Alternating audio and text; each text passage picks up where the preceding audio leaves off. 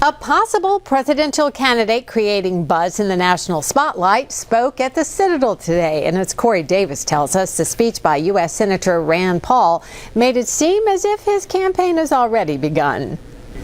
While U.S. Senator Rand Paul hasn't said whether or not he's running for president, he's already hitting hard at a possible opponent, former Secretary of State Hillary Clinton. During the speech in front of a packed house of cadets, Paul focused on the 2012 attack in Benghazi, Libya, when a U.S. ambassador and other diplomats were murdered near the end of Clinton's term. Her failure to provide our ambassador and his mission with adequate security should preclude Hillary Clinton from ever holding high office again.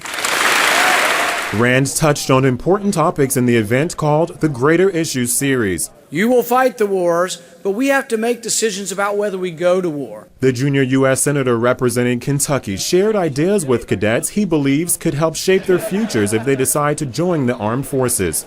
We owe you something that I think is sometimes lacking in Washington. We owe you a full and proper consideration of the pros and cons of war. Senator Paul focused on how our government interacts with other countries. How does sending foreign aid to Egypt, to Syria, to Pakistan help our national security? We do ourselves no favors when we aid our enemies, when we aid the enemies of freedom around the world. Paul says countries that burn our flag should not get any help from the United States, and the cadets showed approval. Without question, it is a mistake. A few cadets got the chance to step to the mic with their own questions.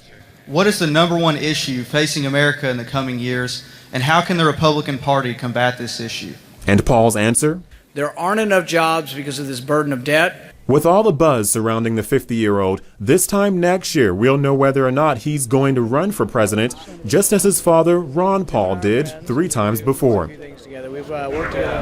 In the past 2 weeks, Senator Paul has faced allegations of plagiarizing information used in some of his speeches. Now, according to CBS, they include Wikipedia and an article from the Associated Press. Paul eventually took responsibility, telling CNN things do go out under his name, but he didn't intentionally present anyone's ideas as his own. Back to you. Thanks so much. Also, during the senator's visit, he took a tour of the Citadel campus with cadets from his state of Kentucky.